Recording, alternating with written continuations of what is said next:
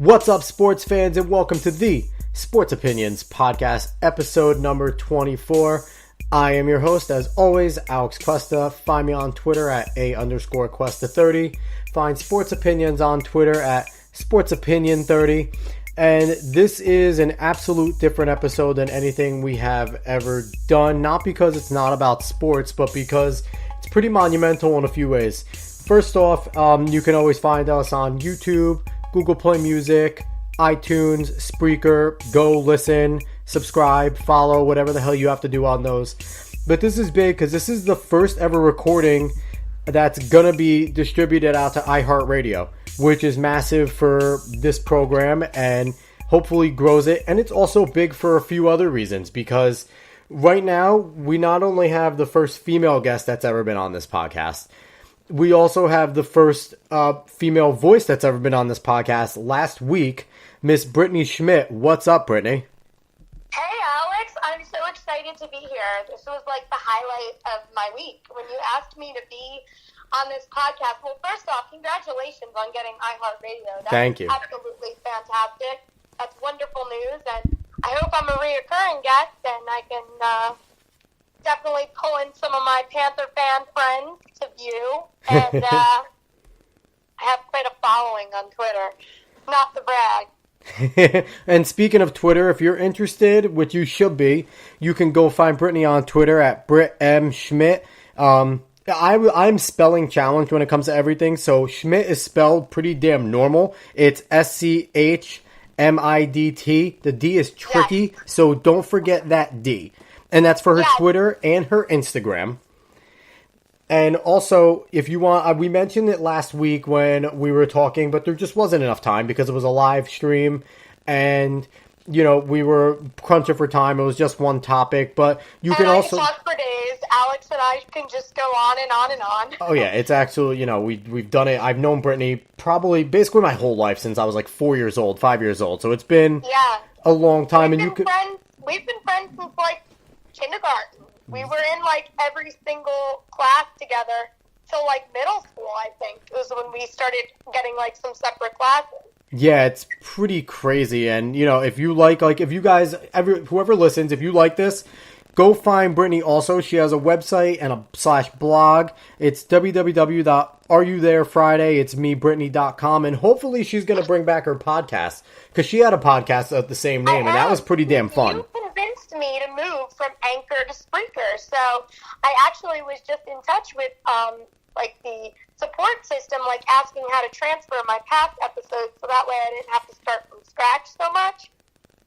And it's thanks to you, because I was doing my podcast quite religiously, and I felt like the sound quality just blew. Like, I would have people calling in, like people that, you know, are in Carolina that are, you know, at the OTAs or whatever, and they were calling in, and I just couldn't hear them. Like, the sound was just awful, so I had to move, and I even complained to Anchor that, like, I was really disappointed, and, you know, peace. Yeah, and, you know, I got to give credit also, because I wouldn't have known about Spreaker if it wasn't for a buddy that I had on here, Luke Teitelbaum. He is co-founder of Nixtape, and I had him on a little while ago, but he's the one that told me. He was like, dude, you got to get on Spreaker. Nixtape is on it, has a huge following, it makes sharing really easy. So thank you, Spreaker.com. You're affordable, and, you know, you really get the podcast out, and you give us amateurs a chance to get our voices out there. Which is amazing, and thank you to Spreaker, because you took me on, and hopefully Alex and I will do you both proud. Yeah. We'll both do you proud, so. Without a doubt. So we're going to go right into it. We have a good amount of topics, and like Brittany said, we could talk forever. So we're going to try to do our... You're along for this ride. We're going to do our best to keep it... We're going to do our best to keep it to an hour, but there's no guarantees. Yeah, none. So the first topic that I want to talk to you about, we're going to go with the NFL right away. And no, it's not the Panthers yet. Anyone listening from the Carolinas, not yet. Wait. It's first about the rule changes that have been going on in the NFL. Now, they've been trickling out. They've been trickling out little by little, and I'm just going to go down. I'm going to talk about the three big ones that we've heard about. and we could just kind of go back and rattle off and talk about them. The 3 big rules that have been out is there's a new kickoff rule again, basically eliminates the kickoff. There's the helmet contact rule, which we'll talk about a little more in depth. And then there's the national anthem rule, which is always controversial, especially within the polarized nation that we live in now. So out of the 3, Brittany, which one do you want to tackle first? Well, obviously, the one I want to tackle first is obviously we're going to start at the top, the NFL kickoff rule. And at this point, I will give a shout-out to my buddy Justin Carloni, who's a huge rival / Saints fan. We are probably only civil for the month that there's no football. As long as you guys aren't playing each other. Oh, no, we're nasty to each other even when we're not playing each other. Like, we could be playing Atlanta, and he goes, "You guys are going to lose." And I'm going to laugh. And then, like, when they were losing, when they lost to the Vikings this year, I was like, by the way, I took Sean Payton's tears, put them on my margarita. It was salt. You know, it's just funny because it's funny you mentioned Justin because me and Justin go way back too because I've known him probably around the same time. I think I knew you a little earlier. Me and Justin go back forever. Yeah. And in high school, I think there was a year straight, 2 years that we hung out daily. And, you know, he's just an awesome dude. I grew up with Justin. My mom used to babysit Justin and his younger sister, Brittany, like, off the bus, like, from grade school. So Justin and I always had a very healthy dose of, like, almost like sibling rivalry.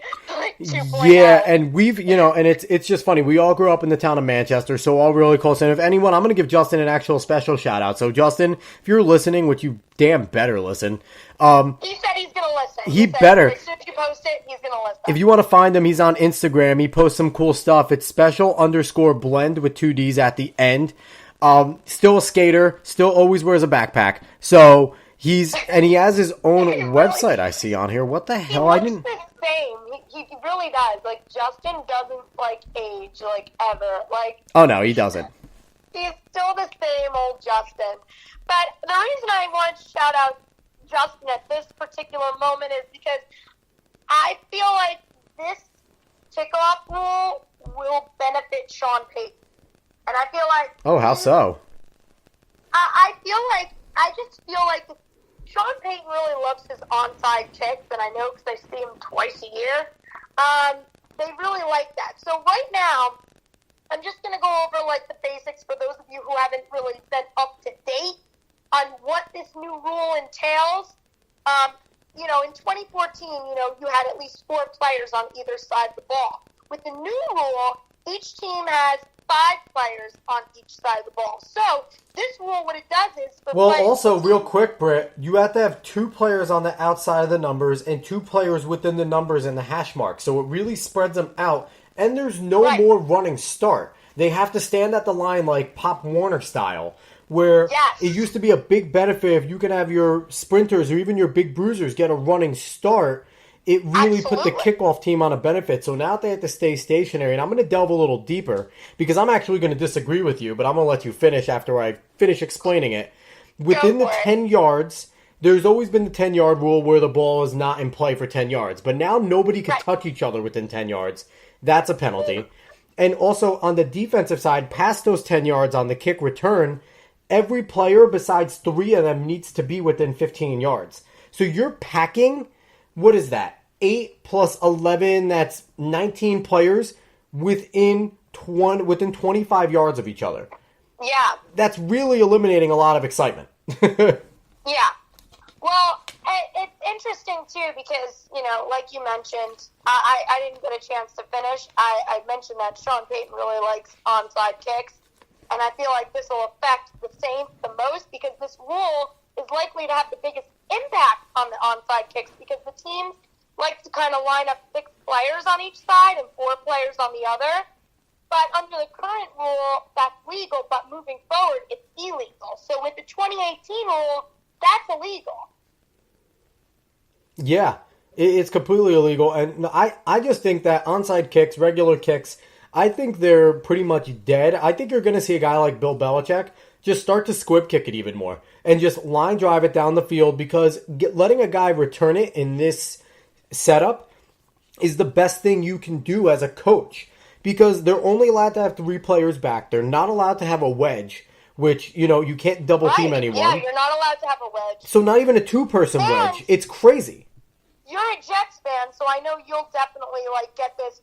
Think about that 2016 regular season game against the Bills. Now, the ball is dead if it's down in the end zone by the receiving team. With the new rule, the ball is dead for a touchback if it touches the ground in the end zone. Even if it hasn't been touched by the receiving team, the returner doesn't have to down the ball in the end zone to get the touchback. So that means that touchdown that the Jets scored against the Bills in their 2016 regular season wouldn't have counted. Exactly. Think about that. Exactly. And also, that changes the whole impact of the game. And we'll see what the other impact is, because the NCAA just passed a really stupid kickoff rule, and I don't know how that's going to trickle to the NFL. Because in the NCAA now, any returner that calls for a fair catch within 25 yards, they're 25 and in, gets the ball at the 25-yard line like it was a touchback. Right. Yeah, you didn't know about that rule? It's a new rule in the NCAA now that if a return man within his own 25 yards into the end zone or whatever, he could be at the 1-yard line, call a fair catch, and he'll get it at the 25. Yeah. That's ridiculous. It's bullshit. To put frank, it is bullshit. I'm being honest. But what I really think eventually is going to really, I'm going to be bold saying this, I think that we're going to eventually see a doing away with that play completely. I think we're going to end up seeing something else. I don't think kickoffs are really going to be a thing. Oh, I think we're just going to see teams take it at the 25 after a touchdown, which is the most boring thing possible. I hate it. And that's completely, it's going to change the way football is fundamentally, and that rolls perfectly into the next rule, where we're starting to change the game fundamentally with the next rule already, too. Yeah, you're probably best off not blocking so you don't get a holding call just take the touchback at that point with what you said before. Because it's ridiculous, and I do feel like the NFL has really changed a lot of things that made the game, tough, I feel like. A lot of things that, was really, used to be and I'm not saying, because obviously I'm a Panther fan, so, I've seen Cam take some serious headshots that really should have gotten flagged in the past that have only recently they've given him a flag or 2. I think they gave him 2 this season, us Panther fans. Well, I sympathize with refs on mobile quarterbacks, because if you call them down too quickly, they're pissed, and their fans are pissed because he could have gotten away. But if you don't call him down and he takes a bad hit, you're unfair. But, some of those you fans can't have your cake and eat it too. Some of those hits to the head, were I've even went back and played devil's advocate and rewatched, in slow motion. I've rewinded my TV because I have direct TV. I never miss a Panther game, and I record all the games. So sometimes, I'll go back and I'll look at something, and because in the moment, as a fan, you get frustrated when your team gets a goal against you. But then, you take a minute, you go back, you look, okay, that was justified, and then. Sometimes you go back and you're like, wow, that was But you know what, though? When it comes to guys like Cam, his swag, his Superman, his brashness pisses the other team off. Nobody likes him. And they're going to take those types of shots on him. And you know what? And it's easier to take it on a mobile quarterback because of his opportunity to get away and because he's so big and strong. Like I said, the refs are going to swallow the whistle, because if they blow it, and Cam ends up shedding that tackle and starts to get on the run, but the play's dead, he's going to be pissed. He's going to be pissed. So it's something that it's a double-edged sword, and I get it being mad, but this new rule is going to affect everything. The next rule, the helmet contact rule, it changes a lot going forward, because it used to be basically focused on the defensive players, leading with the crown of the helmet. And it was honestly on defensive backs, corners and safeties and linebackers, hitting defenseless. And they were taught to do that, too. That's how they were. Well, no one was taught to put the crown of your helmet down. I played football for 10 years. Your brother played. The guys tackle like that because they were the superstars that nobody coached up right because they were just good at what they did. So I hate the fact that even has to be a rule, but the new rule is that any player that leads with their helmet, it doesn't have to be the crown. If you lead with your helmet, subject to ejection. 15-yard penalty or an ejection. And this goes for linemen, for ball carriers. This goes for defenders as well. It evens the playing field a little. But I also read something that's weird, and me and Robert Planner got into a little debate about this. But they're focusing on linemen specifically with this because linemen lead off, and a lot of them do lead with their helmets. And they said that this is basically a precursor to getting rid of the three-point stance, which to me just sounds asinine because that's literally the first thing I learned as a football player. I'm going to agree with you. Now, I don't have the experience coaching like you and my dad and my brother, but I did grow up with my father and my brother, and, you know, I mean, really, Joseph grew up with me because I'm older, but, and wiser. So, shots fired. Hey, listen, he still has yet to release my mixtape. I'm freaking waiting. I'm going to be old before he releases that song. What did he say when he was on here? Oh, I got to get big first, and then I'll do it. Alex, he sees you more than he sees me. He will drive 2 friggin' hours to come see you, but he can't drive a half hour to come have, like, dinner with me by himself. I'm the brother he never had, Britt. It's different. It's different. I'm his sister. He should give a shit about me, too. It's different.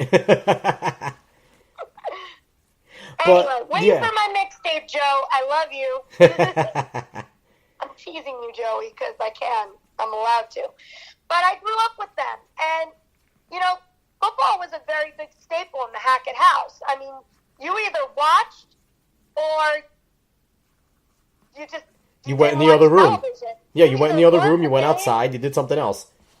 Right. You either learned the game or you didn't really do too much. I mean, especially at night. So, I mean, I have been, you know, watching games since as long as I can remember, and I do feel like taking away that three-point stance, like you said, is, in your words, asinine.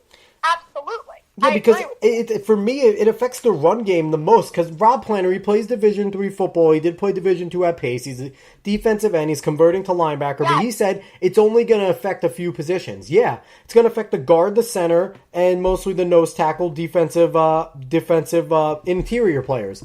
But that affects everything because on the run game, the players need to be able to fire out. And the best way to fire out is if you're in that three-point stance, and you can fire out low. And it's really going to affect the taller players because if you have to be in a stand-up 2-point stance, the shorter guy is going to have the advantage 10 times out of 10. Absolutely. 10 times out of 10. Where at least in a 3-point stance, it's more of a level playing field of who fires out lower. So I hate it. I think if they do get rid of the 3-point stance, it's stupid. It's because they lead with their helmet. What's up? Yeah. Then what's the point at that point? Like, put flags on them. They're getting close to putting flags on them and paying these dudes millions of dollars to play 7-on-7 flag football. Yeah. It's getting close. And I have to say, too, I went to the 2010 Pro Bowl, and I often joke with my husband, Tom Schmidt. You know, I met Tony Romo, and it was around the time... Hey, Tony. He's an awesome guy. I actually chatted with him. I had my Steve Smith jersey on, and because Steve Smith was actually at that Pro Bowl. And, you know, I was talking with him, and I busted his balls because he was dating Jessica Simpson at the time. I go, man, she is not good for your record, dude. Like, watch from home. And he was laughing, you know, and he offered. He's like, do you want me to sign your jersey? I was like, do you want to sign my Steve Smith jersey? No, thank you.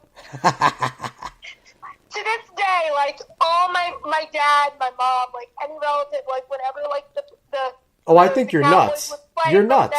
They'd be like, yeah, Brittany denied his autograph. I'm like, yep, I was too good for Tony Romo. You're nuts. He's the best undrafted player probably in the game, ever. He is. I will say, I had a delightful conversation with Tony. He is excellent, but he was not touching my Steve Smith jersey. The only person that will sign that jersey is Steve Smith when I meet him. Oh, Jesus. But, you know, I think we both agree that the contact rule is stupid. We're going to move on to the next rule, which is the most controversial, but which is also the one that I want to spend the least time on. Because to me, it's such a stupid thing. The NFL has now said that they're going to require players to stand if they are on the sideline for the national anthem, and if you want to be in the locker room, you can be. It's just gotten to such a level now where it's not even about the protest anymore. It's not even about standing for anything. It's about, I don't even know what it's about anymore. I think it's ultimately about the owners right now. They were being affected in their pocket by fans who disagreed with it, and they want to keep the money coming back in. So what's the best way to keep the money coming back in? Tell everyone they should stand. Where before the 2009 season, I believe, the teams weren't out of the locker room anyway. Most of them stayed in. And they weren't there for the national anthem. The only time you saw the teams out for the national anthem was Monday Night Football, playoffs, the Super Bowl. Those are the only times. Right. Most of the time they stay in the locker room. So this big controversy, it's big to do. I think it's really just the NFL trying to get themselves back on their feet with fans. And it's a lot of playing politics. And I want to bring up something. I think the adoption of I call it the sit or stay in the locker room policy. Yeah. What it ultimately does is it gives them the right not to participate. But on the side note, it also gives the owners of the teams and the league the right to fine them. So not only can the league fine you if you come out and protest, but your team owner can fine you too, that same player. But a lot of owners have come out and said that they're going to support the players if they do it, and they'll pay the fines. Yeah. I know Chris Johnson, the Jets owner, which is funny because his own brother, Woody, is Donald Trump's ambassador in England. So that's going to cause the trouble in the Johnson Johnson house. I wouldn't want to be there for Christmas dinner, Alex.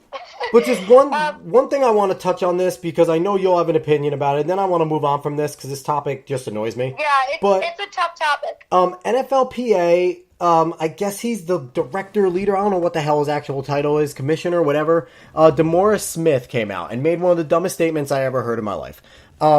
He talked about how the rule is unfair, blah, blah, blah, and whatever, you're allowed to have your opinion on the rule. But then he said something to the line that he's uncomfortable by a group of people that call themselves owners, in quotation marks, making up these rules. And to me, that's his way of hearkening back to slavery. Now, I just want to say to DeMaurice Smith, after you're done being the NFLPA, whatever it is you are, don't ever go own a business. Don't ever own anything. Because you know something? The word owner doesn't only have to do with slavery.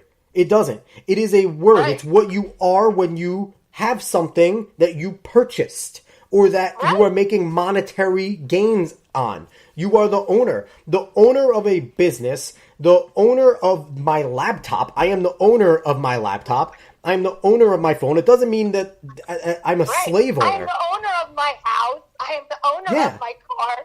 Yeah, and it's like, they want to he just wants to make a racial issue out of it that, yes, you know what? If there is a racial issue there, that's what Colin Kaepernick wasn't even, he brought up the police brutality. That's where it all started, was Colin Kaepernick. But to use the term owner, which is a term in itself that is just meaning that you are making monetary gain on something in this term, is just irresponsible on his part and just super baiting. And ESPN's just as dumb because I was annoyed because ESPN, all they want to do is they show tweets, quotes from only people that had something against it. Why not do a little bit of journalism? And I guarantee there's players that have made comments that aren't against it. So ESPN, stop with your one-sided journalism. I don't care about the topic either way, but if you're going to claim to be a sports journalism network, please be it.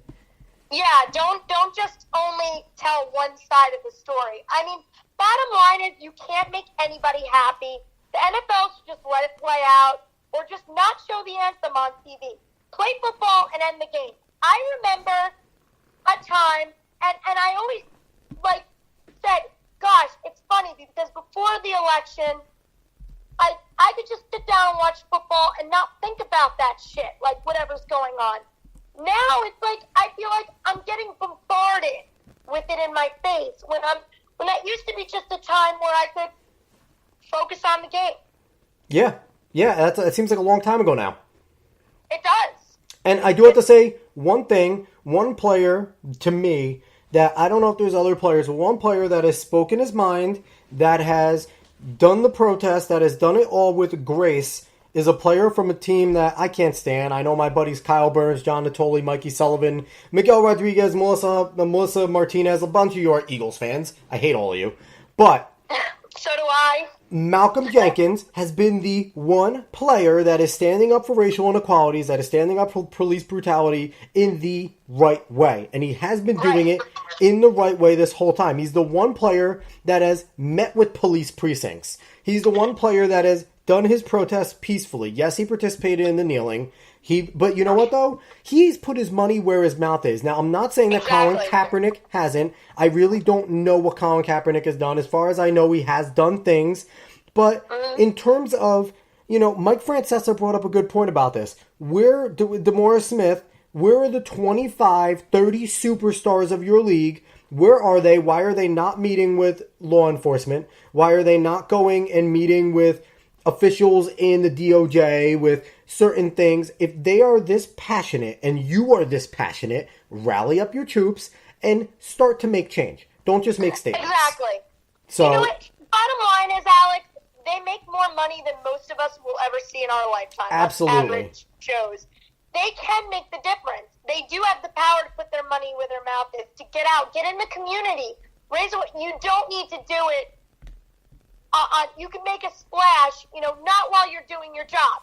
Yeah, when I go to my job and I go and sit down and I'm basically a CEO's secretary every day and I'm taking notes and I'm typing stuff up and I'm not there to talk about my religion, my politics, my nothing. I don't know, Britt, if you need a safe space now, they have to provide it for you. Trust me, I do not need any kind of safe space. I can dish it and I can take it. People need safe spaces from us. Them Manchester kids were tough as nails, don't mess with us. We're just crazy. We're not. But, alright, so I'm done with that. Are you done with that? Because I just hate that whole stuff. That's a topic I want to walk away from now. We're going to go to a topic that you're going to enjoy, and actually we might not get to another topic once we start this one. The Carolina Panthers, your Carolina Panthers. My Carolina Panthers. Luke Kuechly and all the Carolina fans, Cam Newton, the Panthers, that team. One question I had to stick to you. Cam gets his ass kicked every single year. We touched on the hits that he takes, but he brings a lot to himself because he's mobile. He does hold the football a lot. That has a lot to do with his receiving core, but he has done it. Will he be healthy enough to lead you guys back to the promised land this season? Absolutely. And I can say this with much more confidence than I could say in years previous because I feel like he has a much stronger O-line. I feel like the Panthers addressed, at least in my opinion, we've made great strides towards, filling what holes we had in the draft. I feel as though, the thing about Cam is when you think about 2015, I love Devin Funchess. Nobody loves Devin Funchess more than me, but he's a second receiver. He's a second possession receiver. He's not even like a speedster. He's not a game breaker. But now this year we got DJ Moore. Now they posted on I get like notifications every time the Panthers upload their website on my mobile app. Brought to you by Panthers.com. Not that I'm endorsing nothing. No, I kind of am. But, I watched, they showed a pass from Cam to DJ Moore, and I was just like, it was orgasm worthy. It really was. I'm really excited for the season. You are sick. Because it's a beautiful thing seeing a receiver that can move fast and catch. Because the thing with Cam is, and if you watch Cam, he's a high thrower. So sometimes he overthrows guys. And that, I think, the fact that DJ Moore can get fast. I was watching this dude in the combine, and I was so excited when we drafted him. Kind of thought the Falcons were a little greedy taking Calvin Ridley because I'm like, okay, what are you trying to say? Are you sending a message to? Are you sending a message to your boys? Are they not I don't know. But, so he's poised to have a big year, definitely. And you touched on it. Something I was going to ask about his weapons. Now The running game behind him is definitely, over the past few years, D'Angelo Williams gone. Jonathan Stewart now gone. You guys are going ahead with C.J. Anderson, who I've never been a fan of. You also have Cameron Artemis-Payne and, also, of course, Christian McCaffrey, who isn't a prototype back, but he can make some splashes. You still have Greg Olsen as long as he comes back with from his injury, okay? And you also picked up Torrey Smith. And I also noticed that you have the Khalil brothers on the line now. When the hell did that happen? That happened. You got Matt Turner, and Matt Khalil, and Ryan Khalil? What the hell? Yeah. But going back to the weapons, do you think that these guys are enough around Cam that is going to help him do his job? Absolutely, because here's the thing. I think you're going to see a different offense from the Carolina Panthers this year because we're run by none other than the legendary Norv Turner. A lot of people were kind of iffy about Norv Turner coming back as an offensive Well, that's because coordinator. Norv can't get it done when it matters. That is the scary part about him, and that's always been his thing. When it matters, he doesn't get it done. He did with the Cowboys, though. Yeah, 2 Super Bowls. I mean, come on. You're going to give that... Was that him, really, or was that Jimmy? That, I think, he was the offensive coordinator. I'm gonna put my faith in him. I really am. Yeah, Matt Patricia was the Patriots. Matt Patricia was the Patriots defensive coordinator. Next year, if I'm wrong, but I have faith in my team. I really feel like it's gonna be. I feel very positive about this season. I feel like the only thing that's really gonna hurt my Panthers for a bit is Thomas Davis's suspension. And we're gonna talk about that right now, actually, because it really hurt me to even see this news because he is such a great story, and the Panthers are a great team. He came into the league, was a good linebacker, got hurt. Oh, got terrible. Hold on one second. What's going on here? All right, sorry about that. But he got hurt. Had basically a career-ending style injury. The Panthers could have easily cut ties with him because they got none other than Luke Kuechly on their side after that. Yeah. But they stuck with him, and they were rewarded in the biggest way when he came back, and him and Kuechly made the 2 of the best linebacking duo in the game. Absolutely. And it's interesting to note, too, John Beeson actually, former Panther, retired with the Giants. Yep. I always tease my 2 brothers-in-law, shout out to Joe and Mike Schmidt. I tease them that the Giants always get, like, the Panthers, like, leftover, whatever we're done with. They get our hand-me-down. John Beeson actually came to the field, and he spoke, he spoke about Thomas Davis. And one of the things he said I can really resonate with, because being on the other side of someone like Thomas Davis, he makes anybody look good. I mean, even when Kuechly was out and Mayo stepped in, I mean, the dude makes anybody's job 10 times easier. Not only does he play with his heart, and he's really just an awesome, just amazing player on the field, he's even more amazing off the field. He was a Walter Payton Man of the Year recipient, and, that was a very proud moment for Panther Nation. He gets to wear that cool decal now, which that decal looks like it's friggin' Magneto. It doesn't even look like Walter Payton. Next time you look at the Walter Payton decal that they all wear, tell me it doesn't look like Magneto with a cape. It's awesome. Okay, I definitely will.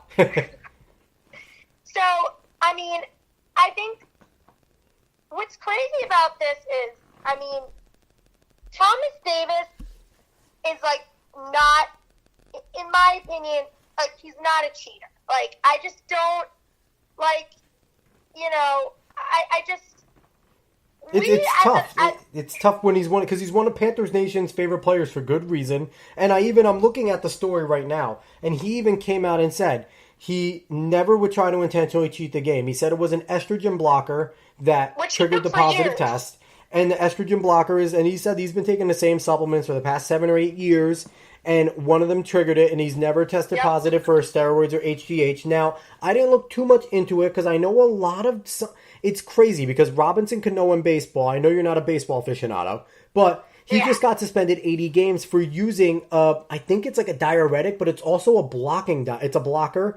So it blocks supplements. So I'm interested that if Thomas Davis, because when he's coming off the injury he's coming off of, to play at the level he played at afterwards, in this day and age in football, it's tough to believe. So I'm curious if this estrogen blocker... get about 8 years playing the position that he's playing. And even John Beeson said, if you get like 6 to 8 years, you did good. You're a stud. Thomas Davis is playing at a high level of football, like, late in his career for like, and I'm amazed by him. I really am. Like, he just amazes me. And I mean, for me, like for anyone, you will not find a linebacker with more heart than Thomas Davis. Like, Panther Nation was like, when people were like, oh, like, there was a lot of people on Twitter, like, bashing him. Like, I literally stayed up till 2 in the morning one night, like, doing battle. I'm like, don't you dare attack Thomas Davis's character. Don't you put him down. Like, you would have thought this guy was, like, my half-brother or something. Because I was like... The internet is stupid. People sensationalize everything, and there's so many tough guys that behind the screen, Twitter will add a player, add a celebrity, and then talk trash because they're big and they're tough. It's like, come on, stop. Yeah. You're like, if you got in front of Thomas Davis, who's a big man, you would not say any of the stuff that you're saying. So, people just need to stop being Twitter tough guys. But I will say that, David Mayo, who's now in his second year as a linebacker, he's expected to kind of fill in during the suspension. So I am confident, especially with Luke, there. Yeah, and it's 4 games. It's only a quarter of the season. Yeah, it's only a quarter of the season. Luke Kuechly's more than capable of running the defense and making all the calls, which I think him and Davis share that responsibility. But I will say, Luke Kuechly scares me a little bit. I love him. He's one of my favorite Panthers. But, I mean, he's had those concussions, Alex. Yeah, once that starts happening, it's tough to stop, especially in a position like him. But I will have to say, the whole entire helmet rule might help a guy like him. Yeah. Because he was a guy that, whether he was tackling properly or not, before this rule came in place, ball carriers could put their head down all they wanted. Yeah. They could defend it, and I've been saying for years now, if you're going to get on defensive backs and linebackers for tackling defenseless guys or with your head down, then what about all these running backs that put their head down and use it as a weapon? Yeah. And these wide receivers that do the same thing. Like, you need to enforce it both ways. So this might help a guy like Kuechly, who is a product of the fact that he needs to worry about the way he's tackling, but the player on the other side never had to worry about their technique. So now that you're going to have running backs running with their heads up, hopefully more, it might help a guy like Kuechly not get these types of concussions. Right. And which will be good because, I mean, he is, I mean, you ask any female in Panther Nation who their favorite, they'll be like, oh my God, Luke Kuechly. Well, he's a legitimate sideline-to-sideline middle linebacker. He's a legitimate guy that could do everything. He is. I mean, he literally, it's funny because, like, Cam calls him Captain America because he's literally, like, the most docile. Like, Cam is such a jerk. Like, off the field, he's, like, this perfect, but on the field, he is a nasty mother. It's so funny to watch him. And then after the game, he's like, yeah, so-and-so did great. And they're like, yeah, like, meanwhile, it's like he intercepted him, and, it's, like, funny. But it is funny to kind of watch, like, the two halves of Kuechly. They're, like, the aggressive kind of, give me the ball. Like, he has an eye for it. And what I love about Kuechly, he can read plays before they even happen. He just has that sixth sense about him. Oh, he's such a great middle linebacker. Yeah, he does that instinctively, too. He doesn't have to think about it. He knows where to be. And I get so excited watching him play. Tom teases me. Tom, babe, what do you call Luke Kuechly?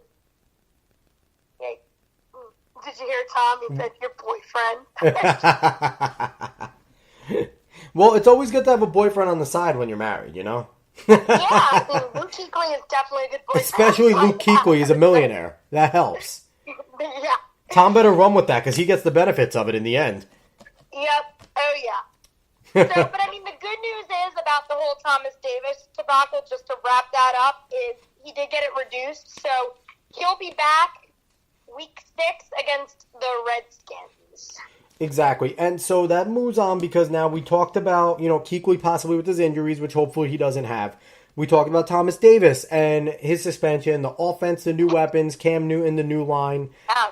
But we didn't touch on the other parts of your division, which happens to be a damn tough division. You have the Falcons coming back who have something to prove. They were not the same team they were, the Super Bowl team. That offense was not as high-powered, and they're going to come back with a chip on their shoulder. You have Justin Carlone's Saints, who still has Sean Payton, still has Drew Brees. Ingram's an idiot getting suspended for using PEDs, but they have Kamara still out of the backfield. They're as dangerous as ever. And one of these days, the Tampa Bay Buccaneers are actually going to live up to their hype. One of these days. This year might be it. And if they do, that doesn't help you guys. I'll tell you what, I do not, and you know what, I'm probably one of the very few people that can honestly say this. I'm not high on, I'm really not high on Jameis Winston. Stop. I don't like him. Stop. I love famous Jameis. Don't do that. No, he was really just he was such a sore loser when we played them at the end. You cannot talk. A Panthers fan cannot talk about sore losers. You can't. You can't. Carlone, don't like him neither. But division too, so I see him way more than you. But you can't talk about sore losers when Cam Newton's your quarterback. You can't. You can't. I can because Cam's gotten better and Cam wins. Cam backs shit up. Cam's gotten better, but Cam is still one of the biggest sore losers, and I have no problem with that. He wants to win. He's passionate. Right, but so is Tom Brady, but nobody bitches about him when he walks out on I bitch about him all the time. Who are you saying? I hate, they don't shake hands. They walk away. Everybody's quick to jump on the Cam hating wagon, but other quarterbacks and other teams have done that in the past, and it's just, he's mad. Well, here's the thing, but that's because Cam Newton looks like Eeyore in the middle of the third quarter on the sideline. If it's not going well, he wears his emotions on his sleeve, and that goes against him. Everyone's gone on Jay Cutler because he has a putty face and always looks angry. So it's not only Cam, but Cam is a big baby, and there's nothing to get around that. And it's very annoying to see double standards, especially when you're a Panther fan like me. Because if you want to hold somebody to a standard, you want to say that Cam's a crybaby. Okay, then you know what? ESPN needs to say Tom Brady's a crybaby. ESPN needs to call out Aaron Rodgers for breaking an iPad when he lost on the sideline. More people need to get called out on things. You can't just call out. I agree. Because he has fun doing what he's doing. Yeah, he has fun. It pisses a lot of people off because when he's doing well and he's excited, I love his enthusiasm. Cam Newton's birthday is May 12th, 1989, so he's exactly 11 days. So he's a Taurus. I get it. He is my cup of tea. I would sit with Cam Newton and I would fucking do the Dougie with Cam Newton. But we're going to go back to this. His passion's great, but he's a baby. And when he's not winning, he's not a leader. And I'm sorry. But there's a lot of people. I appreciate the fact that he cares that he's not winning. I agree too. The passion's great. But sometimes he needs to be more even keel. You're the leader. You're the quarterback. You can't be pouty. You can't. Until the end of the game, you could be pouty when it's all over. But you cannot. There's a difference between showing anger and aggression. He's got way better with that. He has, because he's matured. He's a grown man now. But there's a difference. He's got 2 kids now. Well, 3 if you count baby mama's first kid. Yeah. But I think the difference is, Britt, and believe me, I don't defend Tom Brady because screw Tom Brady. Aaron Rodgers, I love Aaron Rodgers, even though I've heard he's a complete and total dick, but I still love him. I lost in Super Bowl 38 to the cheating Patriots, so let's not go there. But I must say to you, the difference between Aaron Rodgers, Tom Brady, and Cam Newton is Brady's a pouty bitch, but he also gets angry and yells, and that's construed differently. And with Aaron Rodgers breaking the iPad angrily, getting angry and showing passion that way is construed differently than pouting. Pouting is construed that you're a big baby. When you're getting angry, it's construed as passionate and aggressive and trying to rally someone. Here's the thing, though. Yes, for the first 2 years of his career, he was, he had to work on that. But he's come in leaps and bounds. Nobody watches Cam Newton more than I do. First impressions. Every single Sunday. First impressions last forever, Britt. They do. And he needs to win a Super Bowl in order to break it. But you know what? Still, you need to hold the same standard that you would hold him to everybody. He's gotten better. This year, the one game, it was great. He was like yelling at Shula. It was awesome. Like he was looking up there and he was like, "Are you like you could see him mouth? Are you fucking kidding me?" And you know what?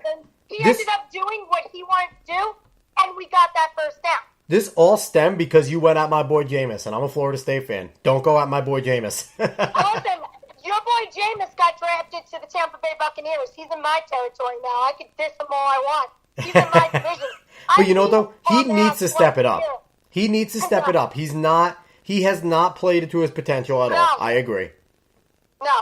But, granted, his weapons have been okay. His running back has been injury prone. He hasn't had a stable running back there. His line hasn't been great. He's had when you look at what Cam has done in the league, especially in 2015, when he essentially didn't have too much, he got us to a Super Bowl. Jameis Winston does need to step it up. But Cam's much more athletic than Jameis Winston. Jameis Winston is a true pocket passer. Cam is not. Cam is better. Cam is the better quarterback. Oh, without a doubt. But I think that it's weird because I think Cam has become a better passer, but I still think Jameis is a better pure passer. Even though he hasn't shown it, Jameis is a more pocket presence than Cam ever was. Well, we'll definitely see this year because Hopefully. I definitely feel like with the weapons that Carolina added and the offense, we will definitely see a higher caliber playing Carolina team. Well, I don't count Torrey Smith as a weapon because Torrey Smith can run two routes. He can run a fly and he can run a skinny post. I think Torrey Smith is useless. No, I definitely didn't count Torrey Smith either. But considering, his veteran presence, I think will be a good influence on the younger. It'll be good on DJ. As long as DJ Moore learns to run more than two routes like Torrey Smith never learned in his career, it'll be good for him to learn how to get proper separation because Torrey Smith is good at the deep ball. So he can help him with that. Who was really good before he got injured? Demarius Byrd. I loved that kid. Yeah, but injuries happen to derail, especially young guys. It always seems tough for young guys to reestablish themselves because they fall down the depth chart so quickly. Oh, yeah. So I'm rooting. If Demarius Byrd somehow comes across this on iHeartRadio, my name is Brittany Schmidt, and I believe in you. Come on, do it. Get it done. Come back. So another team, we're switching gears, a team that we both believed in that let us both down. Yes. The New Jersey Devils. They had one hell of a run in the second half of the year.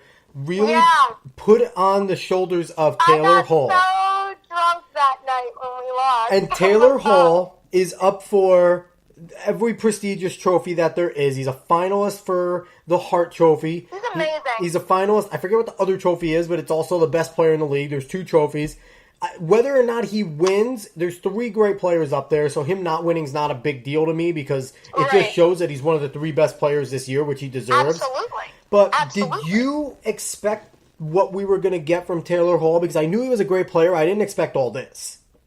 You know what? I'll tell you what. I did expect it because Taylor Hall is the type of guy, he has a hunger about him. And you see that off the field in his community. He does a lot. Well, off the ice, not off the field, Britt. We're talking about ice. Come on. Okay. All right, sorry. My mind's still on the Panthers a little bit. I know. I had to get you off of there. Like I said, listen, everyone, the podcast is basically over here. We talked about the Panthers. But he's a great guy off there. I saw that hunger, that drive. I knew he would I knew he'd make a big splash. I believed in him. I really did, and that bet turned out good. I'll tell you what. Go ahead. And one of the things, too, as far as like the goalie situation. Yeah, we were going to talk about that next. Who the hell was our goalie next year? You know who I want to start? I want Kincaid. See, and I will tell you why. I love Kincaid. He's so unreliable. No, but here's the thing. I'm not high on Corey Schneider, but then again, I think that's because when you come off having being a goaltender like Brodeur, who's a legend, who's not even fit to hold Lundqvist like jockstrap. Sorry, honey. Tom is a Rangers fan. Hey, King Henry had a good career, but he just never had the team behind him. He was alone. He was alone for his whole career. I feel bad for King Henry. Yeah, I do. But I feel like I wasn't too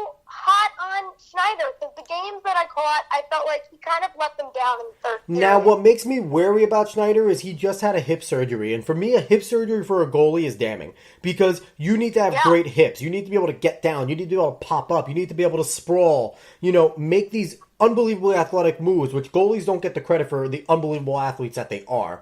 But you know what I think we should do, Alex? What should we do? Get me season tickets to see the Devils play. Because I'll tell you what, not to brag, but I'm 4-0 seeing Kincaid start. Well, I hope the Kincaid that was at Worlds will come for the Devils because he had such a nice stretch. And then he shit the bed, for lack of a better term. He really shit the bed at the end of the year and in the playoffs. Like, Schneider had to come in for him, and Schneider played great coming in for him. But I didn't expect Kincaid to fold. In the playoffs, though. I mean, that was Kincaid's first time in the playoffs. Yeah, but greatness. Remember that. Greatness. It needs to be there. Perfect the first time. You get those jitters, and I honestly feel like Kincaid's jitters got the best of him. And also, I'm not so defending his behavior because I'm a fan. I want us to win. But I would say if I had to put anyone in that goal next year, and one of my friends, she graduated a year behind us, but Melissa Cicero, she actually wrote. She's a Vancouver Canucks fan, big Canucks fan. And we don't suck. What's a Canuck? Boo! Schneider came from the Canucks to us. So when we got him, she's like, oh my God, she called him Ginger Jesus.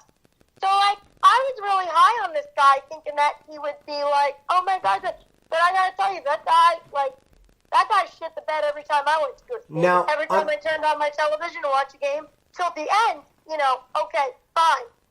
But he got us to where we need to be. But I don't think he's Stanley Cup caliber. I just don't think he's there. I don't. Now, I got to touch on something. I got to touch on something you said. You talked about, and I hate this excuse that we give to players. It was his first time in the playoffs. There was jitters. I don't buy it. These guys, all these guys that play at these high levels, especially in hockey, you got to get through something called juniors, which is as competitive as it gets. These guys are used to playing in championships. These guys are used to playing at high levels. They're used to playing in playoffs. They're used to being the focal points of all their teams. I'm tired of giving pro athletes a pass because it's their first time at a big stage. They're used to this. They grew up doing this. Have you seen any junior championships like televised on national TV? In Canada, probably. I haven't seen any hockey like junior televised on TV. So I will give him that pass. Now, that's not to say if next year we get to the playoffs and we lose, I'm not going to give him that same pass. So I'm going to be like, look, mofo, you've been there, and you should learn. Like, if you're able to learn from your mistakes, cool. But if you're going to keep repeating the same thing that you know isn't working, that's a definition of insanity. So I expect a higher caliber. That being said, if Kincaid is our guy next year, I expect a higher caliber Kincaid. Hell yeah. And I just want to, so I don't know who the Devils should have. I think we should go outside of the organization. I would be lying if I said I did enough research to see who we should get. But right. I don't know. I'm not sold on either of these guys, but I was just spoiled by Brodeur. And speaking of Brodeur, the guy who was the architect of the Brodeur teams, the great teams that won Stanley Cups for the Devils, Lou Lamoriello, is now the Islanders. He's just basically running all hockey operations for the Islanders. This is coming off of his 2 seasons with the Toronto Maple Leafs where he turned that organization around. He's a friggin' genius. He's one of the best GMs in all of sports, if not the best GM, right next to like Theo Epstein and Danny Ainge at the Celtics. What is your reaction to him going to one of our rivals in the Islanders? It's a regional rival. What's your reaction to that? My reaction, as a Devils fan, and I'm sure you can sympathize with me on this, it breaks my heart. Oh, yeah. It hurts. It's like that, the equivalent to how I feel with Lou Lamoriello being on the Islanders is how I felt when Steve Smith went to the Ravens. And that is devastating because Lou Lamoriello has been our guy for as long as I've been watching hockey. And then when he left to go to Toronto, of course, that was upsetting. And then to see him come back, but to a rival, but I do think someone like the Islanders who really needs that kick in the ass, the Islanders as a team really needs that kick in the ass. So I think it'll suck for us because we have to play them. They're in our division. But it'll be good for the organization. Like, if I was an Islanders fan, I'd be stoked because I feel like Lou Lamoriello, like you said, is a freaking genius. And at the age of 75, I don't doubt his greatness. And I want to bring up that we put it on Twitter, but me and my buddy Billy Hild, we did a podcast, I think 3 weeks ago, and we brought up Lou Lamoriello and the rumors of him going to the Islanders and the possibility. So I want to pat us both on the back for being right about that. And not to cut you off, but my husband has a comment on this. What's up, Tom? Hey, Alex, thanks for having me on. Absolutely. This is Tom Schmidt, by the way. I'm not going to go so low as to say he's just Brittany's husband. Tom is his own man. Well, here's an outside perspective. You know, as she said, I'm a Ranger fan. I'm not a Devils fan, but here's the thing with Lou. I mean, it's not like you guys had a bitter breakup with him. No, not at all. Since 1987. And pretty much, it's his methods and everything just stopped working, and it was time to go in a different direction with Ray. And he was with the Islanders earlier in his career, so it's kind of a coming home. Well, he's from Long Island. Yeah. You know? So, at this point, he's, 75 years old? Yeah, but I don't care about age with him. His brain is not going to go anywhere when it comes to building a team. I'm just saying, at this point in his life, for him to go home and be with the Islanders, I mean, I think you guys should just wish him the best, and that should be the end of it. Oh, without a doubt. I love Lou Lamoriello, and I just wanted to mention that, big shout out to my buddy Mark Valentino, who's a massive Islanders fan. I feel sorry for him that he wasn't alive during the Stanley Cup era for them, but good for him. And I wish for the Islanders, it's fantastic for that organization, because this is an organization that needs to have a splash, and I think this is the splash that John Tavares is going to need to stay there. They need John Tavares to stay there.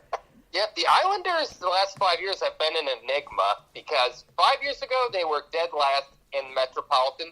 Then they made the playoffs 2 years in a row, and they seem to be trending up, but now they've missed the last 2 years. And not only that, you had them Nassau, like they weren't even building, like they didn't even want to support the team for a while, which is why they did a stint in Brooklyn, and then they went back. It's crazy because you have one of the top 5 players in hockey, and I'm going to go out and say, John Tavares is one of the top 5 players in hockey. The dude is as talented as anyone is with the stick, but the Islanders have not built around him properly. They finally have some young guys that have talent, but it's just ridiculous to see that they're basically the Mets of hockey, where they don't know what the hell to do when they have a superstar.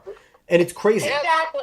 They do have so much talent, but like I said, they've been kind of an enigma. You don't know what they're doing, and Lou probably sees what they have, and he probably wouldn't have taken it if he didn't think he could do something great with them. Lou's also not going to make the mistake of drafting Rick DiPietro number 1, like the former Islanders brass did. What the hell's wrong with them?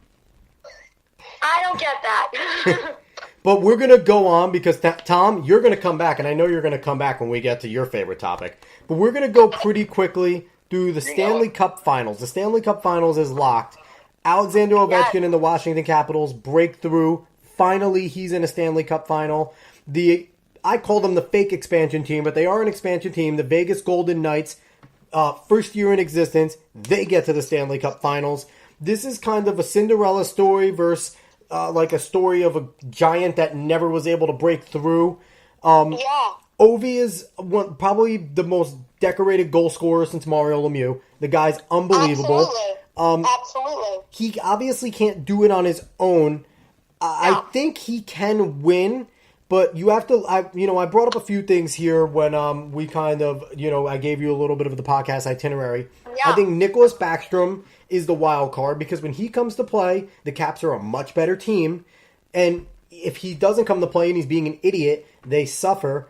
But also, I focused on Marc-Andre Fleury has stonewalled Alexander Ovechkin in the playoffs literally every time he's seen them. And it's funny, the year that Marc-Andre Fleury leaves the Penguins, Alexander Ovechkin gets by them. So my question to you is, can the Caps do it? And is Marc-Andre Fleury Alexander Ovechkin's kryptonite? Here's the thing. I'm going to say, hell yeah, Fleury is Ovi's kryptonite. And I liken this guy to like friggin' Snape in Harry Potter. Like, you never know when he's gonna, you don't really know what he's thinking, but he knows what you're thinking. And but Snape was on Harry's side the whole time. Fleury is not on Ovi's side. Right. he's going to be Snape for the the Golden Knights are Harry Potter and Glorious Snape because he's played Ovi before. He so many knows times. how to get past him, and that's going to be a key in defeating him. Now, I will say this. He has also pulled a rabbit out of his hat to save the Vegas Golden Knights. I really think that he got hot at the right time. Yes, I got to say. So, I definitely have to say that, they had a great draft, the Knights. I just want to go on record in saying that the expansion draft I'm sorry. was very, very good to them. Their draft was bullshit. Okay, let me talk about that real quick. Because Sure. if you compare the other two teams that came into the league as recently as 2000, the Minnesota Wild, Columbus Blue Jackets, Absolutely. their expansion draft rules were a team could protect 9 forwards, 5 defensemen, and 1 goalie, or 2 goalies, 3 defensemen, and 7 forwards. That is a total of 12 players that could be protected. Now, go to this time around. Teams are only allowed to protect 7 forwards, 3 defensemen, and 1 goalie. That's 11 players, but it lowers the number, and that lower number makes a huge difference because when you're looking at all the teams, that's like 30 extra players. There were also more higher caliber, players that were able to get drafted to this new expansion team. I think that made a difference, too. In the past, I don't feel like there was anybody really, notable that, that really stood out. I feel like with the Vegas Golden Knights, they kind of, if you're a fan of the Golden Knights, a new fan, you guys got lucky because in the past, teams didn't have that kind of, luxury. Here's a little trivia for you, Alex. Let's What's see up? if you know this. Let's see. All right? Okay. So now, if the Vegas Knights, now they're not favored. That's interesting to know. Vegas, they're the underdog in the Vegas bet. As they should be. Alexander Ovechkin's the big star. I would always put the big star as the guy that's the favorite. Absolutely. So, now, if they pull this off, though, they'll only be the second team to win the Cup in their first year, ever in history. Can you name the team that did it first? Is that our New Jersey Devils? No. Our New Jersey Devils the Toronto Maple Leafs did it first in 1918. So Yeah, but there was 6 teams. I don't care about that. That was the original 6. No, right around then. that has never happened in 100 years. Yeah, That it would be the big. greatest freaking anomaly. I'll tell you what. You know what? I can't. I have to respect this Capitals team, even though I hate them. See, I've always been an Ovechkin fan, probably because he has my same name. Because here's the deal. As much as I hate to respect this team, this Capitals team, it's their first trip to the Stanley Cup final since my 21-year-old brother was still in diapers, okay? That was 20 years ago. Yep. The Capitals made it to the final. Mm-hmm. So you know what? Kudos to them. I give them props. I would have actually, because me personally, I would have loved to have seen Tampa Bay get that one more win and carry them to Las Vegas. Hell no. But obviously it wasn't meant to be. I don't know. I always, when they weren't playing the Devils, I kind of enjoyed watching Tampa Bay hockey. Well, it'd be nice if did. Steven Stamkos showed up for the final 2 games, but he decided that he was done playing hockey for 2 games. Yeah. Well, there's that. Yeah. Absolutely. I think he got 3 shots on goal in 2 games. It was embarrassing. Yeah. So, quickly, who's your pick? Who you got? Vegas or You know what? the Caps? I'm going to tell you right now. I'm going to go with the underdogs. Lock it up. Viva Las Vegas, baby. Wow. First year in existence. Viva Las Vegas. I'm going to say history is going to be made for the second time in exactly 100 years. How many An games do you expansion think team it's going to is take? Win the Stanley Cup. How many games do you think it's going to take for them to get there?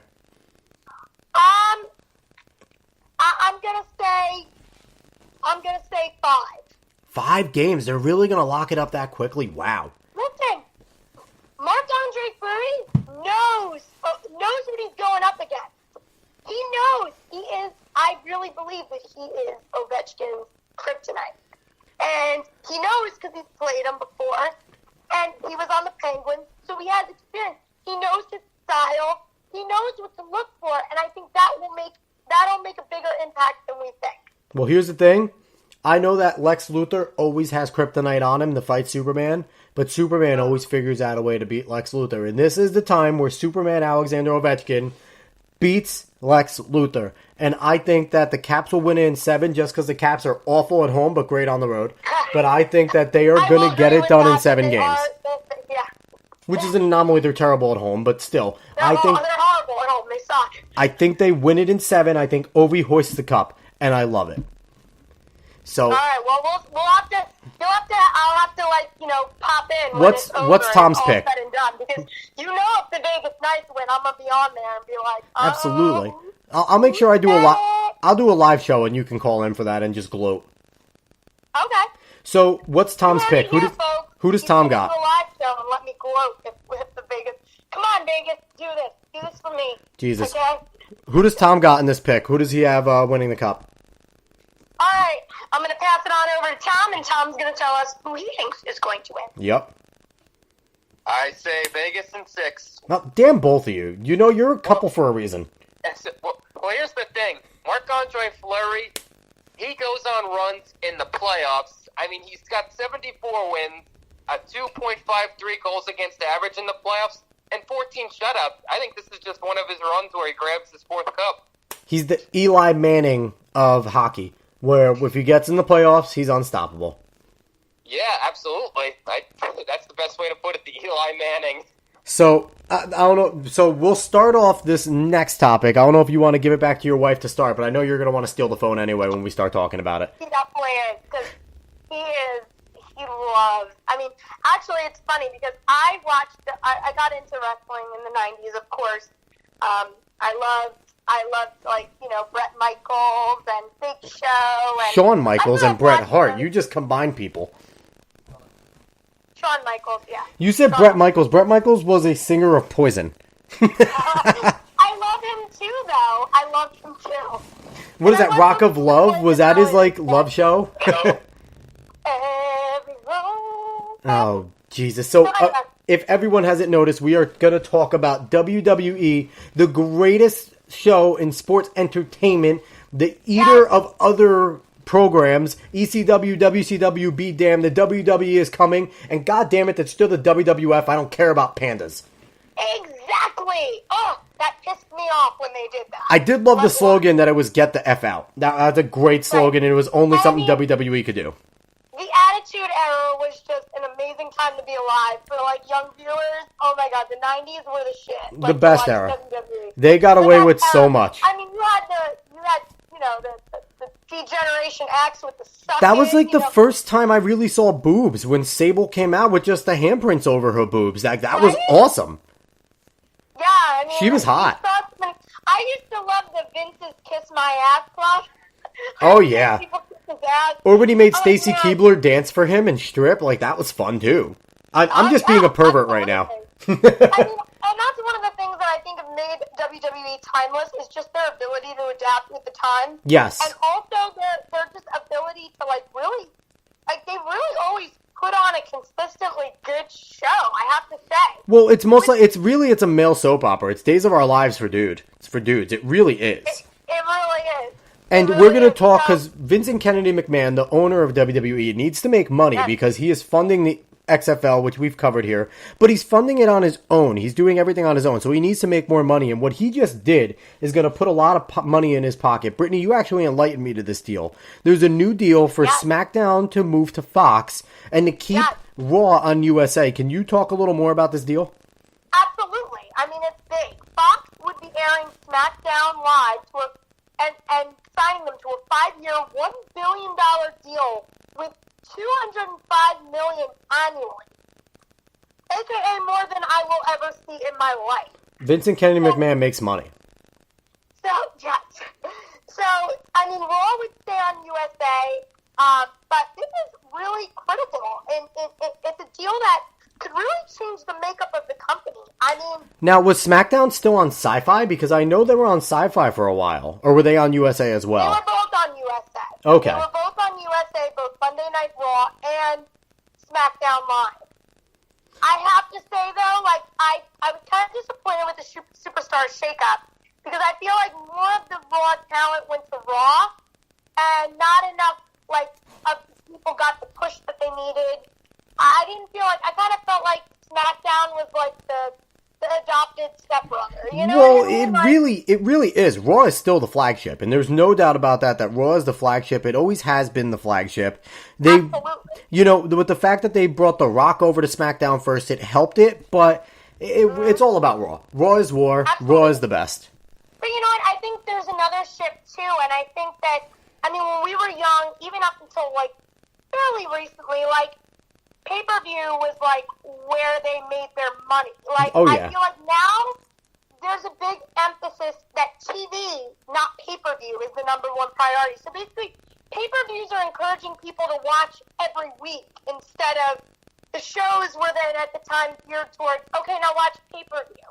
Now it's saying, okay, no, pay-per-view is more focused on, okay, watch us every week to watch this storyline develop.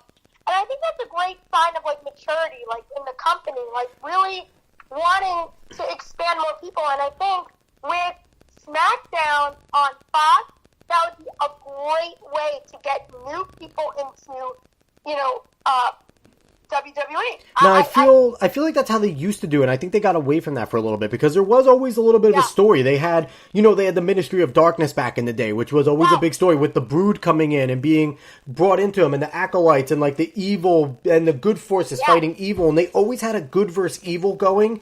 And I feel like for a little bit when they were trying to make Roman Reigns talented, which they can't do, they just all they did was push Roman Reigns because Roman Reigns is related to The Rock, so it's gonna resonate with people. Like his cousins, the Usos, are more talented than he'll ever be. Absolutely, and it's awful.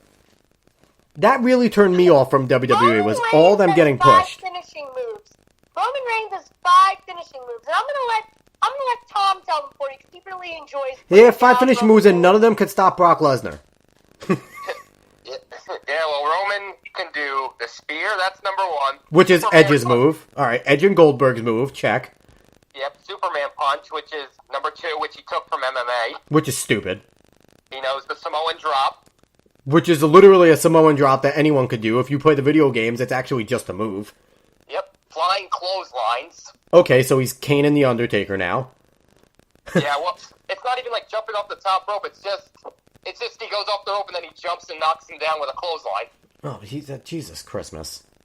And he does that drive-by, which is pretty much a low drop kick to the face. Which is, what's really stupid? He's a big, powerful dude. I feel like he'd be so much more believable.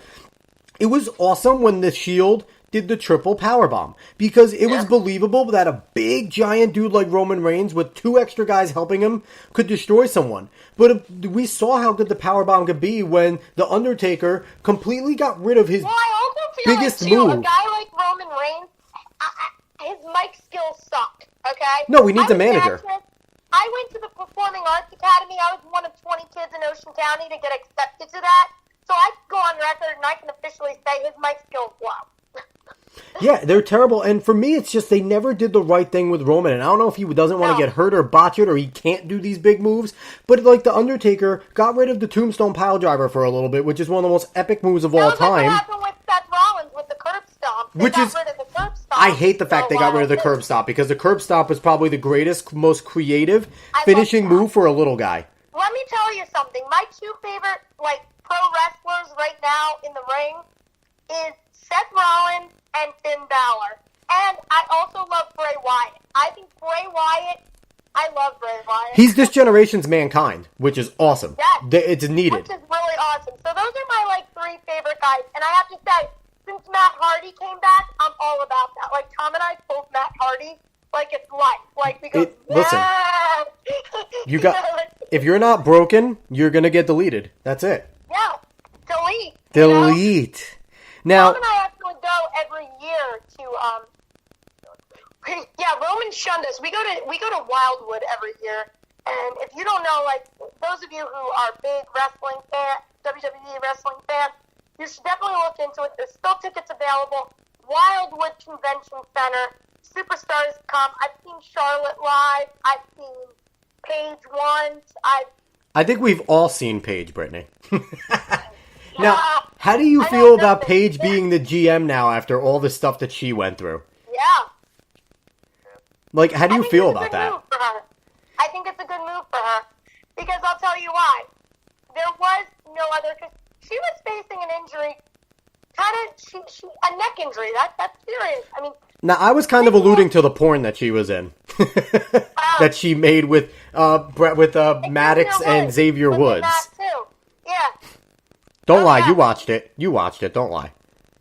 I didn't watch it. I saw pictures when it was released. Well, Tom watched it. He might lie to you, but he can't lie to me. Tom. It's not like she intended to send it out. That was totally hacked. I mean, I gotta feel bad for it. I don't know.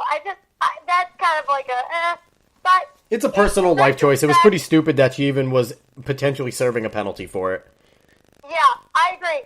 But she also had a lot of sustaining injuries to her neck, which is really the main reason that she came back. She's a GM now instead of wrestling. The doctors told her that she probably couldn't do it. But they also said the same thing with Daniel Bryan, who made his return.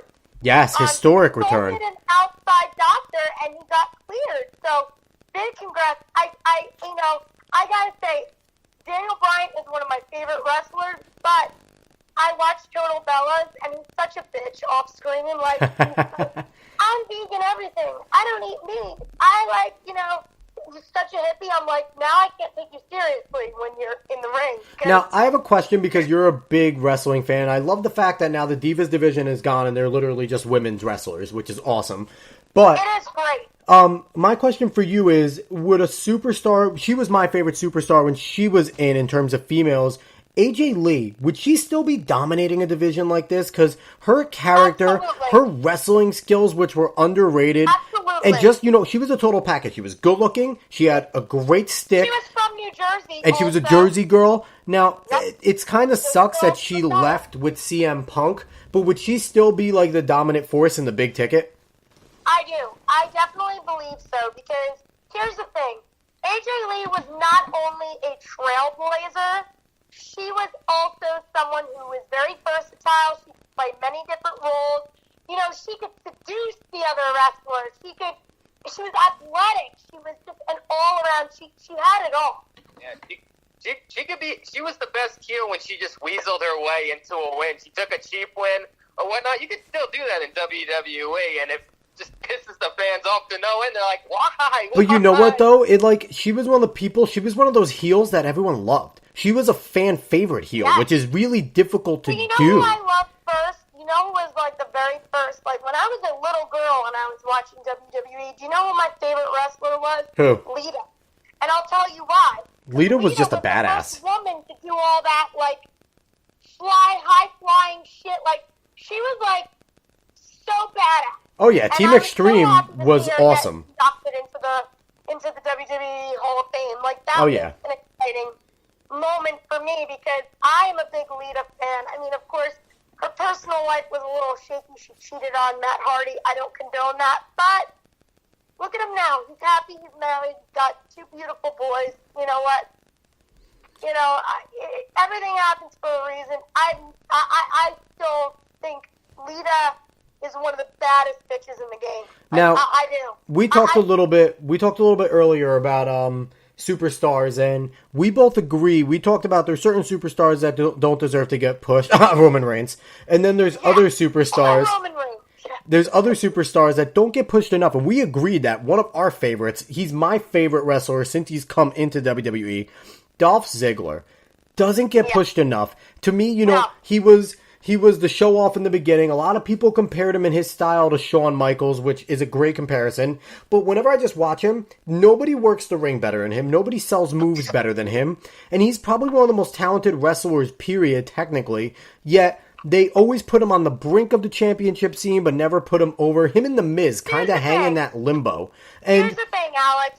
I don't love Ziggler, but I respect the shit out of that guy. And I'll tell you why. Just for the fact that his skills on the mic, and anyone who doesn't think he needs a push can probably fight both of us. Because what pisses me off with him, just one quick thing, they always put him on the cusp of the championship scenes, which is fine. Yeah. But you know what, though? If you're not going to get him there, let him hold the U.S. title. Let him hold an Intercontinental title. Be a great champion there, because there's been plenty of amazing wrestlers that have just been Intercontinental champions and U.S. champions and held it for a long time. And that would be a great honor for him. Well, listen, because his matches in 2016 on Raw against the likes of Triple H and on SmackDown with the likes of AJ Styles was nothing short of impressive. I've actually had the opportunity to see the self-proclaimed show-off, and I gotta say, his matches that he put on, even while both entertaining, captivating, and thrilling to watch, which is why it's too bad he's not getting a push because he's too good. Yeah, he puts everyone over. Get it? It's too bad I'm too good. Yeah. He puts everyone over in his matches, though, and it annoys me. And you mentioned a few other people who I completely agree with. You said Samoa Joe, Cesaro, Baron Corbin. Samoa Joe, they've really missed an opportunity, because with the way they brought in AJ Styles to kind of be this dominating force from another rival organization, coming in, kicking everyone's ass, they could have really done the same thing for Samoa Joe. Now, granted, Samoa Joe's a little bit older. He's been around the game a lot longer, but he is a dominant force. He is a talented wrestler. Cesaro is one of the most skilled big men they've seen in their history. And Baron Corbin, he's not a stiff like they make him out to be. When it comes down to it, I can't stand Brock Lesnar, and here's why. Brock Lesnar! I cannot stand him.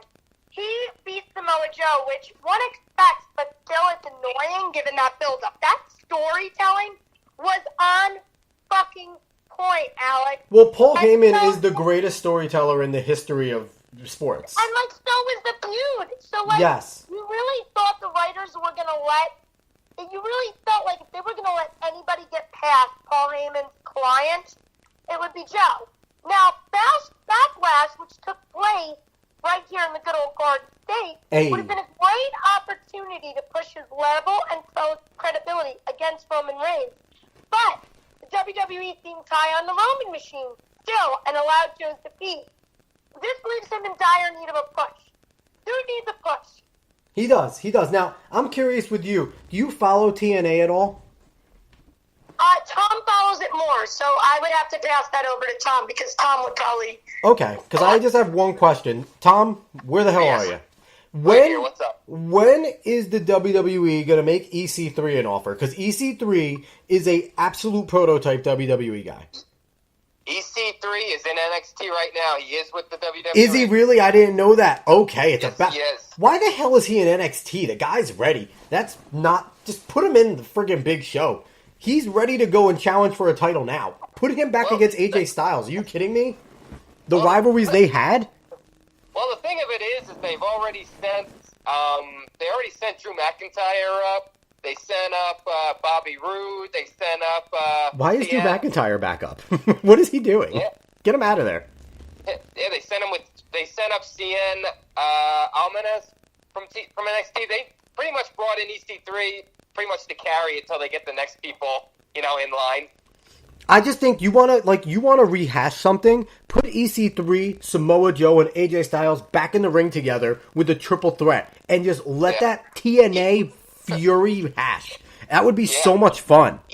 EC3, when he was like Dixie Carter's spoiled nephew, that was like the greatest 2 years of storytelling TNA ever had. It was better than the WWE at the time. That was the time where WWE was splitting up the Shield, pushing Roman Reigns, and trying to bring back old superstars to save their program. Because EC3 was gripping, and he was a badass, and AJ Styles was better. Like, there were just better elements from TNA. It just was a shitty run organization.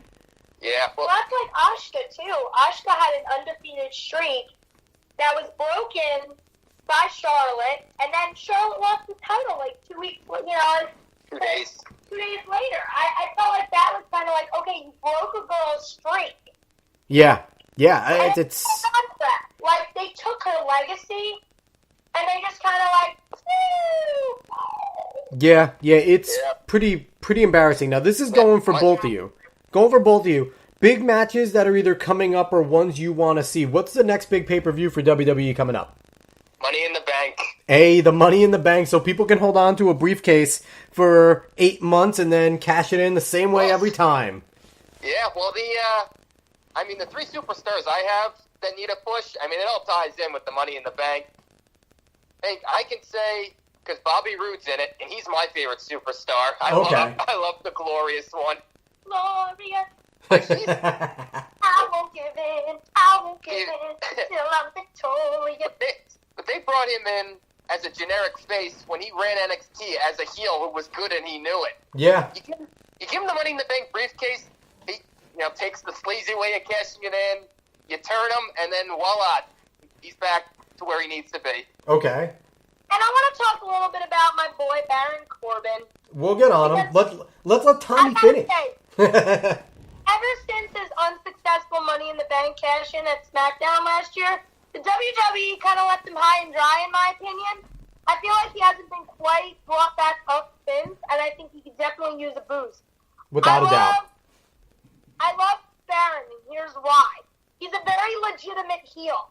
He's vicious, aggressive, and he has no problem bullying his way to the top. Corbin's defeat to Jinder Mahal after cashing his Money in the Bank briefcase, speaking of Money in the Bank, that's why I wanted to bring this up. Jinder Mahal's on steroids. It's anticlimactic at best, and I feel like the dude has proven himself, and the WWE should invest in my man, Baron Corbin. That's my, come on, man. So, Tom, who else do you got? I think The Miz, truthfully. They're never going to give it to The Miz. The Miz is in Dolph Ziggler world. They're never going to do it for him. Yeah, but The Miz is like the best on the mic right now, and he's another one. He could play the sleazy heel and get away with the wins that'll piss people off. And if WWE really wants to go with the feel-good moments, as I like to call them, you know how Roman overcomes Brock, and it's supposed to be a feel-good moment, but it never will be at this point. Screw Roman. If you give The Miz... We hate Roman. If you give The Miz Money in the Bank, he cashes it in, he has the heavyweight title, and he avoids Daniel Bryan all the way until, say, WrestleMania, and then Daniel wins it on the grandest stage. That's the best feel-good moment there ever is. Yeah. You should go right for them, Tom. What the hell are you doing? Tom can predict things. Like, we'll be sitting and watching, and he goes, this is what's going to happen next. And then sure as shit it does. I'm like, Tom, what the fuck? Do you, like, have these, like, writers, like, on your speed dial? Like, do you know? Yeah, but that's the feud everyone wants. It's The Miz versus Daniel Bryan. So why not add the title and go all in on it? Because the WWE doesn't like to do the obvious. They just like to go, what, you hate Roman Reigns? Championship push. Yeah, well, I got my final one, and Brittany will probably love this one. The one who needs to push, Finn Balor. I love my Finn. Oh, They brought in Finn his so accent. hot just to let him do nothing. Yeah, they went all in when he first got drafted on Raw. They gave him the Universal title. He popped his shoulder out, and then they've kind of just threw him in limbo. Which is typical of the WWE, and durability plays a big part. If you're durable, they're going to push you. That's really what it is big time. Now, in terms of matches, who do you just talked about The Miz and Daniel Bryan. Give me one big match that each of you want to see coming up at Money in the Bank. Here's the thing I'd do with Finn Balor. Give him the Money in the Bank briefcase. He doesn't have to cash it in the sleazy way. You just give it to him. He cashes it in the right way. He challenges Brock, and he beats him, and you have that feel-good moment that I've been I'm going to agree with Tom, because I hate Brock Lesnar. I really hate him. As long as Brock has the contract. Brock Lesnar, there's been rumors about Brock Lesnar going back to, like, UFC. I would pay to watch Brock Lesnar get his, like, face kicked in by who? What was that guy's name? I don't know, but honestly, the one that kicks ass. I like Suplex City. I like Brock. So. Steve Miocic. I would fucking pay to watch Brock Lesnar get his ass beat. I hate that motherfucker. Honestly, though, with Brock, as long as he has the contract he has that holds WWE by the balls, you're going to be stuck with him. So it holds him by the balls completely. So get used to it. We didn't touch on my one guy, though. We're missing one for the first. One of my Cesaro. I got to talk about my Swiss Superman. I did talk about Cesaro a little. I didn't touch on him completely. I feel bad for Cesaro. Cesaro's another one. I feel like he gets a Dolph Ziggler or the Miz treatment where he's talented enough to get screen time and get a push, but they're never going to give him what he deserves. Right. Well, here's the thing. I applaud his ability to function as part of the tag team duo. I feel like my boy is getting sold short, and he could easily run the show solo. And 2014 is proof of that when he won the Andre the Giant Battle Royale against the other last man standing, which was one of my old school, like I mentioned, from the 90s favorites, The Big Show. You see, and the thing is, all these guys that we mentioned, if you're not going to give them a title push, let them hold the U.S. title. Let them battle for the Intercontinental. Give them a lesser title, but make these guys champions. They deserve it. I would love to sit down and talk with Vince and be like, dude, like, I've personally seen both Cesaro and Baron Corbin in action, even like their little like matches that really aren't much, like in Wildwood that I go to see every year. They make it entertaining. You feel like you're watching SmackDown. You're watching, whatever. I mean, I've never seen the Raw roster. I've yet to see Seth Rollins. Roman Reigns did shun both Tom and I. We went to fist bump him because he walked right out past us, looked at us, and he didn't.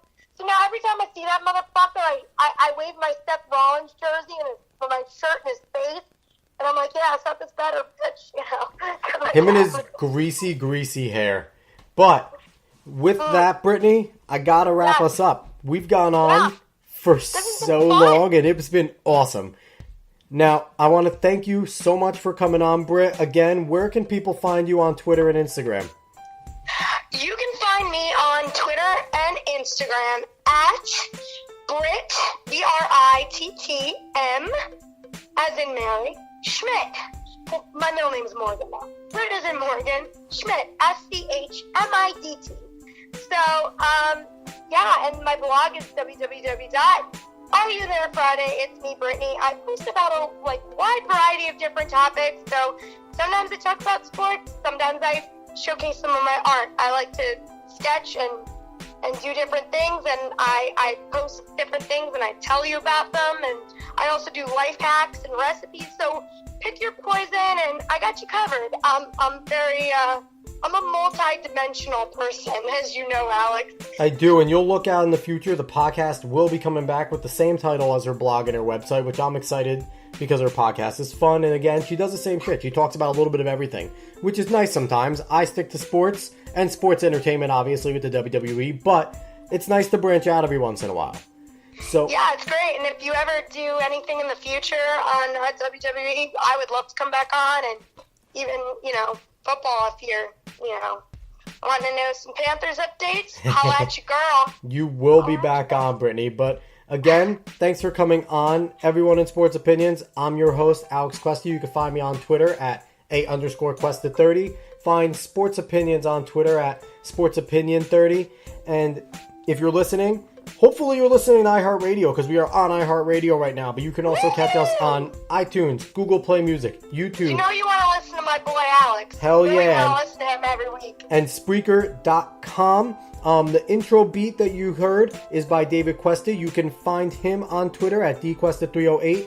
The outro beat. And the outro is by my brother, Joseph Hackett. And you can find Joe on at JoeHack_. Again, thank you very much. Thanks, Brittany, for coming on. Thank you for having me. I'm really honored that I was the first iHeartRadio guest and the first female guest. That's a really big milestone. I feel like one of those feminists. I hit the ceiling. Hell yeah. Ceiling shattered. Here I am. So. Hell yeah. And again, thank you for listening. Have a good one.